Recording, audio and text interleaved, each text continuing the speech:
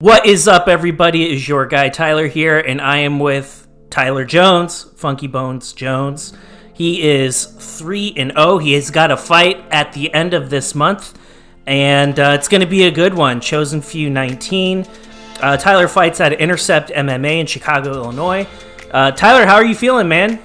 Feeling funky, man. How are you? Man, I'm funky too. I got my crisp little hoodie on, and I like your gear, by the way. It's really nice, man. Like, you got all kinds of stuff going on in there. Yeah. It's good branding. It's definitely good branding. It's fantastic branding. And let's talk about, like, your brand for a second. So, you're 6 feet tall, and I have a question about your weight class because I'm confused. I don't know if you're at 70, 55, and then I heard something about super lightweight. So explain it to me. 165 is a recognized weight class, and that's super lightweight. So right now in Illinois, I hold the Fight Card Entertainment. It's actually this shirt right here, if we can see it. Fight Card Entertainment, super lightweight title. And then next weekend for Chosen Few, I guess 165 is also recognized in Wisconsin, so we're fighting for that super lightweight belt as well. Well, I want to talk about your opponent for a second, because that guy that you're fighting, he looks like a bad dude.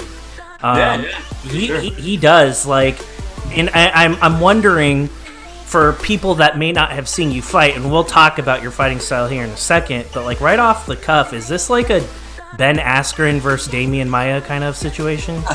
It could be. It very well could be. I think both of our striking is better than both of those guys. Well, but, yeah. We don't talk about Ben very often on this show anymore. I think it's an interesting matchup, right? You got Kai, who's definitely got a good wrestling pedigree behind him. It's nothing that I haven't seen, right? I wrestled in high school and through college myself, so I feel like I could match him in that realm of the game. I don't think that his jiu-jitsu is as up to speed as mine is, so I think I'd have the edge there, but he's probably got really good pressure on top. He's a strong guy. He'd probably feel real heavy. So I think we go tit for tat on the ground, and this fight will be won on the feet, I believe. Yeah, I'm glad that you said that, and I'm glad that you're talking or alluding to talking about striking, because in all the bouts that I've seen for you, I feel like that's an element of your game that you've probably put a lot of work into, because I noticed it getting considerably better. So in terms of, like, without giving anything away, because I certainly don't want to ask you about your game plan or anything like that now, but, like, is there something that you're comfortable sharing from a training aspect that you've been doing to prepare for Kai? Yeah, I think, at this juncture, I've only been training striking for a little over 2 years now, right? So even I took my first fight without really having any striking coach or training MMA. I just had decent wrestling and trained jiu-jitsu, so I thought, screw it, let's do it. But yeah, so I think the biggest thing for me is not even training for a specific person, but just kind of training in general to recognize the weapons that I have, and just kind of understanding distance management a little bit better, and finding visual cues and triggers that'll tell me what to throw at what time. Just kind of getting more comfortable in those striking situations. As a southpaw, everything is different, right? Like there's no book on how to do things. That's why southpaws are so hard to fight, because you just don't see a lot of them in the gym. Nowadays, everyone's switching stances, but I'm a true southpaw. I've done everything left-handed my whole life.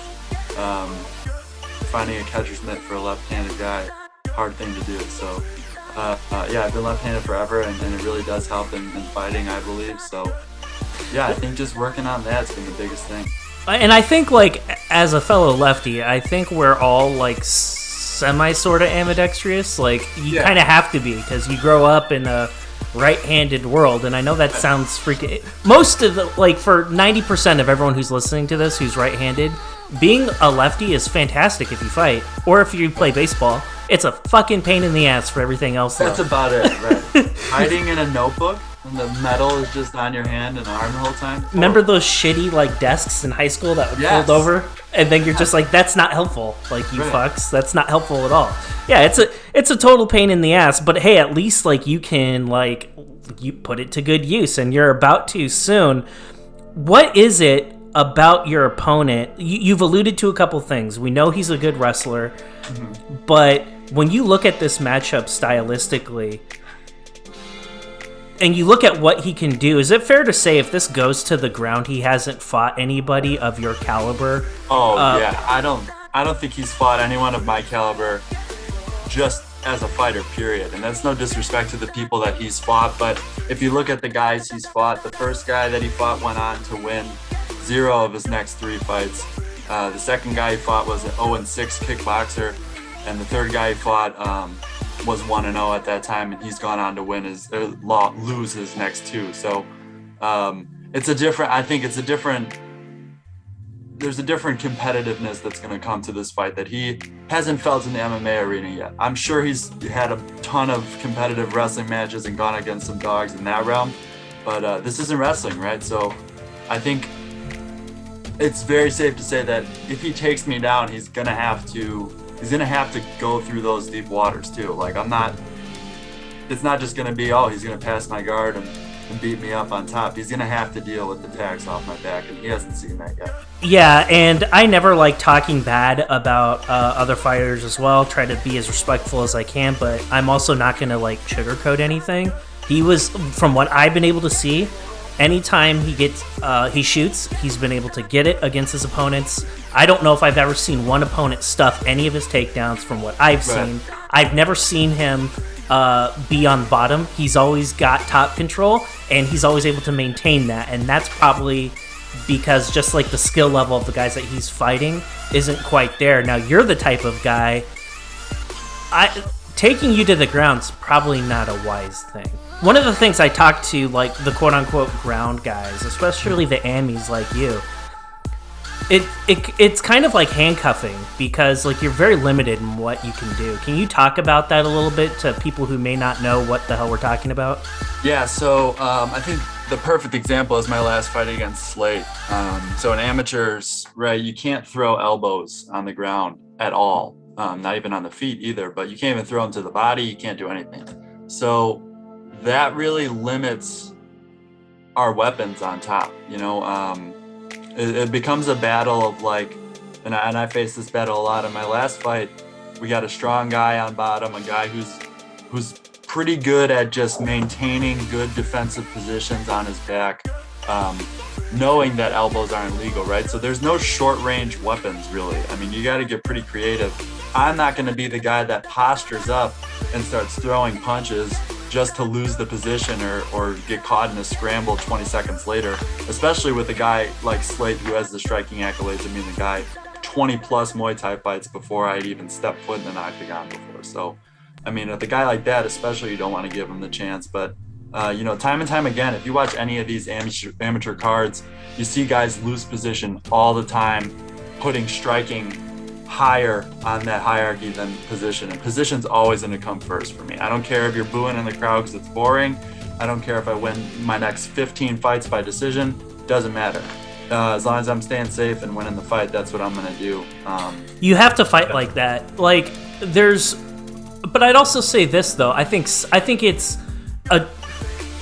when you are a ground-based guy, I think it's kind of like a compound issue, and I think, from a fan perspective, if you're watching it, I don't think there's like a very good understanding quite yet of what mixed martial arts really is. Like, a lot of like quote unquote casuals, a lot of them don't know what side control is. They don't know what half guard is. They don't know what it is exactly that you're looking at. And I would be remiss to say that I know every single thing, because I don't. And like, as someone who covers the sport, I've had to like really try to like pay attention and really try to like have a better understanding of what exactly is going on.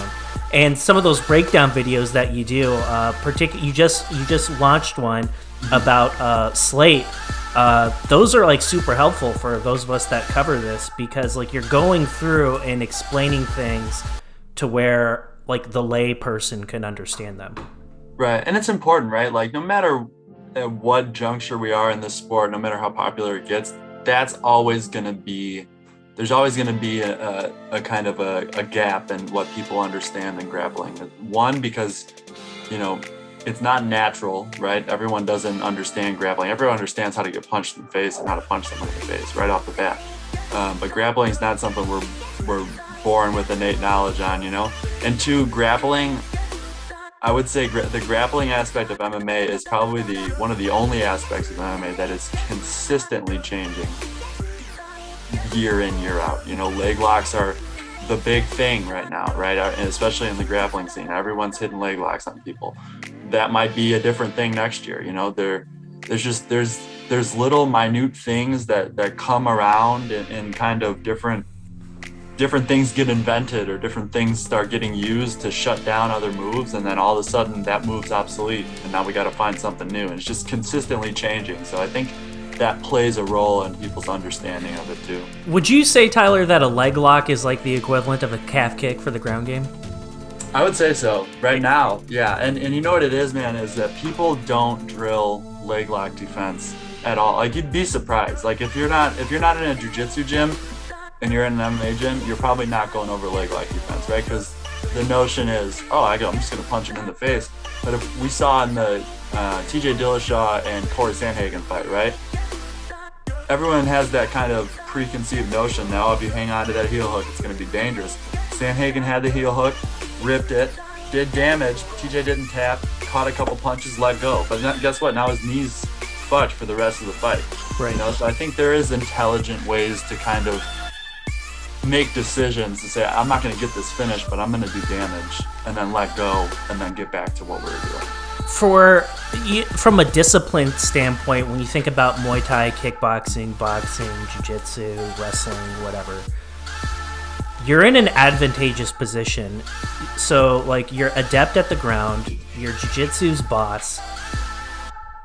I would much rather be a ground-based fighter and then evolve my game, learning how to strike and, like, perfecting my boxing, kickboxing, than the other way around.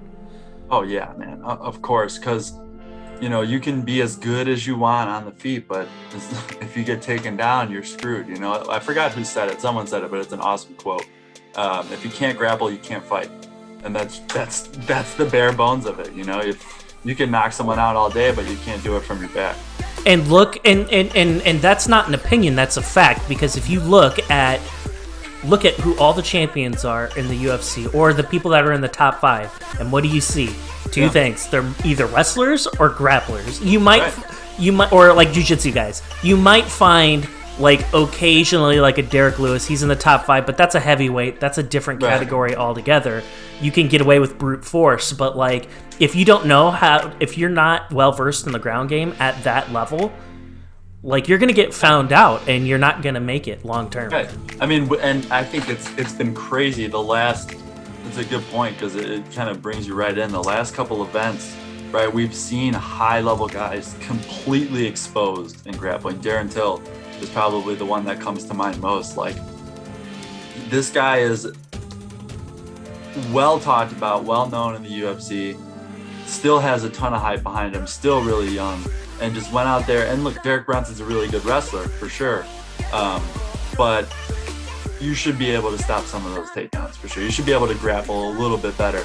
And he looked like he'd never grappled in his life, I would also, another good example of that, even though he has very good takedown defense typically, is when Stephen Thompson fought Gilbert Burns. That was like, Gilbert like grapple fucked him the entire time, and Wonderboy could not stop any takedowns whatsoever. And it's just interesting because that guy's probably the best like pure striker in the sport, but it didn't help him at all. So I think you're in an advantageous position. I really want to see your fight because fighting against a wrestler makes it way more interesting from a fan perspective. If you're intelligent enough or have done the homework and can appreciate what you're trying to do and then what he's trying to do. I think it's going to be a chess match for sure. And I think your fight against Slate was also kind of a chess match, one that you thoroughly dominated. I think you won every single one of those rounds 8-10 personally. I don't know. Yeah. What was the score? They didn't read it, but I think I would probably say that rounds 3 through 5 were probably all 10-8 rounds.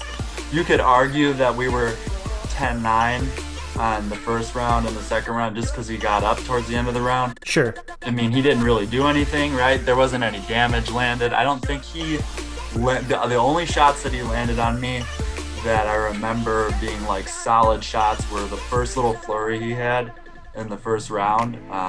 We're kind of still in that like distance management phase, and he just kind of said, screw it, I'm coming in and throwing.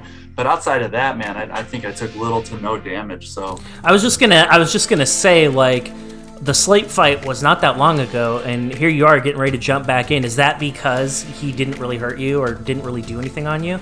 Yeah, I think that definitely plays a role. And I'm 26 years old. I'm about to be 27. I do really feel like I can make a run deep into the sport and fight for some top promotions. So time's going to be of the essence, right? I'd like to get pretty close to a big show by the time I'm 30. And I just want to stay active. If I'm healthy, I'm going to be fighting. During COVID, I did a lot of like jiu-jitsu super fights and combat jiu-jitsu and stuff, but it just wasn't the same. And I'm looking to keep that same sense of activity with MMA if I can. So let's talk a little bit about just kind of like your ambitions and where you want to go. You're 3-0. You're about to fight a really tough dude on the 25th. I believe, just based off of what I've seen, like, you guys both have a comparable amount of experience. You both have like got on the scene competitively right around the same time. I think the strength of your opponents, I do agree with you. I think you fought some tougher dudes. I would be curious to see how Slate would do against Kai. Yeah. That would be interesting. Yeah. The thing about Kai too is, and this sometimes plays a factor, sometimes not. He's a shorter guy, right? He's 5'9" at the division, right? Which is a comparable height. I mean, it's a good height for sure. But coming off of a fight against Slate, who is 6'1" and looks like he's 3 times my size, like the guy's built like a Greek god. There's like, it's gonna be a difference for me just kind of walking in and being like, okay. I mean, there might be a strength advantage still for Kai because I don't have a lot of static strength, right? Sure. Most of my stuff comes from, it's funky. My stuff is funky. That's why I got the name, right? But it's definitely going to be a little bit more of like a calming aspect when I don't have a guy who's like brutally going to outstrength me. You know what I mean? Mm-hmm. Yeah, and but his strength didn't really... Yeah, he was a strong guy, and I don't think you're exaggerating. He probably was 3 times your size. That guy's fucking huge. Yeah, huge. Like it was you. Like, you look like obviously you're a guy that's like in shape or whatever. You can tell that, but like it looked like you were fighting the Thing. That guy was fucking massive. And it felt like it too. He felt like he was made of rocks. But none of it mattered when it got to the ground because he couldn't buck you off. Like, his pure strength or whatever, it was all about positioning, and he was playing checkers on the ground and you were playing chess. Like, there was a big skill difference, and you could readily tell.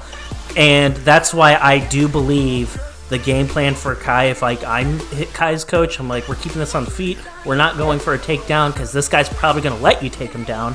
Let's keep this on the feet and let's strike. Like, let's go Muay Thai or box, but we're going to avoid the takedown. Now, it's going to be really interesting because I don't know if he's ever really been in like a position where he's had to like get out of his comfort zone a little bit. Whereas you have. I want to say your first or second fight. I can't remember against who, but you got rocked a couple times, man. That was like the first fight against Igor, where the first round, right? I felt like I did pretty decent on the feet, take him down, control. Second round comes out, and I just, walk the wrong way into a giant right hand, break my nose. Touch my knees, get back up. He rocks me again. I drop and then just double A'd him and got right back on top. But so you've dealt with adversity, right? Like you got rocked.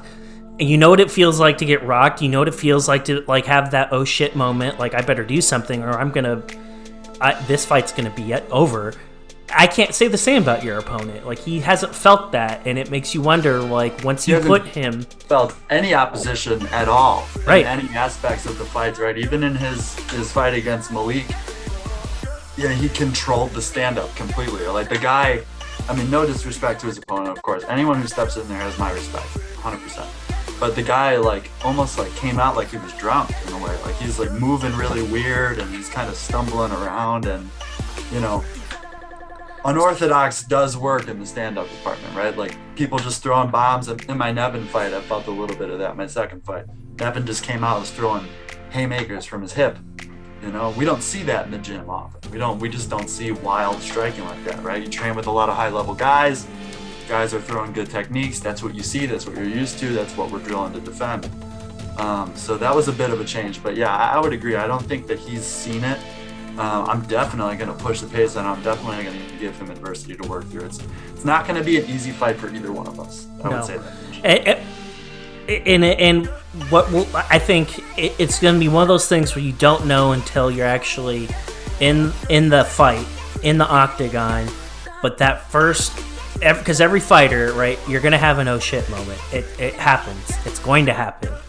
And how is he going to respond to that oh shit moment? Because you can drill oh shit moments all you want. You can fight against dudes or spar against dudes that are a lot bigger than you in your gym. Yeah. But that's not the same. It's very different when you're in an actual fight, and it'll be very interesting to see how he responds. I know exactly how he'll respond. He's going to shoot a double leg. He's going to have the same response that I had, you know, and every other wrestler will have is he's going to get tagged and he's going to shoot a double, or he's going to try and push me up against the fence and engage in wrestling. And that's where my jiu-jitsu is going to kick in. You know what I mean? I don't really want to have him take me down and be on my back, but if he gets hurt with something and shoots out of desperation and we can kind of grapple from there, that's great, you know? So Tyler, you spoke about something before I let you go. You talked about something that I think is kind of interesting. You talked about your age, and you're 26, 27, and you want to fight for a major promotion by the time you're around 30 years old. That's coming up relatively soon. Yeah. So, and you talked about a sense of urgency. Now, I understand that your coaches obviously play a big role in like when the timing's right and like promotions and like moving on to that next level. But if you had to just like spitball it and kind of guess how much longer you'll be in the AMY scene, because you're probably older than most of the guys that you fight, but you don't have a lot of like fight mileage on you either. So that kind of goes in your favor, doesn't it? Oh yeah, for sure. I mean, right, everyone says that you reach your athletic prime, at least males do, at 30 years old, right, is around the time that you're going to be at your most athletic. So that would line up perfectly. You know, I'm about to turn 27. I'd like to have this fight with Kai. I'd like to defend my belt once at 165 for fight card. And then I'd like to take one fight at 155 because ultimately that's where my pro career will be taking place. 170 is just too big. It's just too big. And I don't see myself putting on all that muscle to kind of work my way up there. So I'd like to test the waters at 55 for amateur and just see how it goes. So yeah, I mean, 2 fights after this one, and then we may be looking down the barrel at a jump into pro, or, you know, it depends too. You know, if one doesn't go our way, we may take another. It just kind of depends. And there are a lot of really good promotions that are out there that are certainly interesting to potentially be a part of. You have CFFC, that's a really good one, and that's not far away from you. You have LFA. A lot of guys cut their teeth in both of those organizations, and they're there for, you know, a couple fights, and then they typically get a call up. So you look at what you could be. You could be like Gregory Rodriguez. He's 29 or 30. He just fought in LFA. He unfortunately knocked out my boy, Josh Frem. But, I mean, that guy's a freaking animal. And then he goes into the UFC, and I knew I was like, he is going to, like, tear a hole. Like, he's going to be fighting against a guy 3 or 4 years younger than him, but that's not a good thing for the younger dude. And I think there's a lot of similarities into, like, your potential pathway to, like, Gregory Rodriguez. That's what I like to hear, because I think that's been my mindset on it, is just I don't care I want to get there at the right time, right? Like we see guys like I'm trying in the UFC. Yuri Prohaska is probably the perfect example of that, right? Offered a UFC contract early in his career. He says, "No, I'm not ready." Comes to the UFC when he's ready, right? That's what I want to do. I want to get to these big shows, Bellator, 1FC, UFC, whatever it is, when I'm ready, right? I want to make a statement right away. I don't want to cut my teeth, have 10 prelim fights before I even have the chance to get on a main card and make some noise and turn some heads, right? This is the fight game. Like, it's a 50-50 shot. Every time you step in there, you could get knocked out. You could get submitted. You could get seriously injured just on a whim, throwing a leg kick, So the less time I have to sit there and like cut my teeth and take more fights, I don't want to do that. If I could just get on and keep going, that's the thing. I mean, ultimately I want to own my own gym, right? That's the end goal. But in order to do that, I feel like I have to have a successful pro career, or at least try to have success. Absolutely. That way you can speak from a place of experience when you have those young bucks that get in your gym, and you'll definitely get there. Tyler, I put together like a hype reel for you about your fight with Slate, and I am showing that fight because I don't think there's any other fight where like it shows your evolution and how far you've come, as opposed to the Slate fight. So when people are gonna watch that right after this, like, what is it that you want them to know about, like, you? Like, what type of fighter are you? What do you want, like, a guy who's never seen you fight, what do you want him to know about you before they watch that reel? I think the biggest thing I could say, especially in that fight, is that being underneath me is a horrible place to be. You're just constantly fending off submissions and constantly fending off strikes. And as I said earlier, I'm not going to rush positions just to keep things exciting, right? I'm gonna hold things down and make sure that I'm in a safe place positionally before I open up and start going for strikes. And I think that's the biggest thing, is just seeing. I could not be happier that I got 5 rounds in against Slate, right? Of course, early in the fight, right, we have a deep Darce attempt and it gets close to coming in, and that would have been awesome, right, to win a first title fight in the first round in the first minute of the fight. But that wasn't going to help me any. Right, 5 rounds in the bank, that's truly helpful.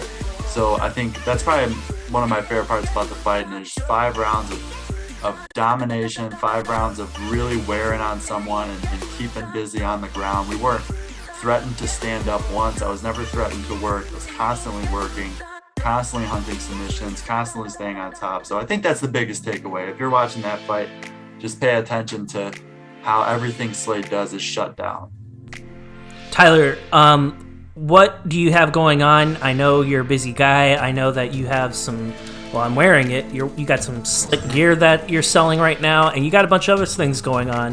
What do we need to know about your endeavors before we show those fight clips? So like we were just talking about the Kai Short fighting for a 165-pound title in Madison, Wisconsin next weekend, September 25th. It's in Madison. I don't remember the venue off the top of my head. You can check out the website CFFC.com or just Google Chosen Few Fighting Championships. They may have tickets available if you're in the area. Pay-per-view stuff should come out the day or two before, so keep an eye out for that. I'll be posting that on my social media. You can follow me on Instagram at FunkyBonesJones. That's probably the place I'm the most active. All of my gear is at MMA Tico. They make great stuff, all quality stuff. We got baseball jerseys, hoodies, t-shirts, giant stickers, coffee cups, got it all. And outside of that, I think that's pretty much it. I have a jiu-jitsu super fight on October 23rd with Tap Cancer Out. If you guys don't know what Tap Cancer Out is, it's an awesome organization that raises money for cancer through jiu-jitsu. So I'll be posting a donation link coming up here shortly, in maybe a couple weeks after my fight. And if you guys would donate to cancer research, that would be fantastic. I would love that. But that's about it. We'll make that happen. And all the things that Tyler's talking about, I will have the links in the description for this video by the time you guys see it. Tyler, thanks for your time, and enjoy the reel, everybody.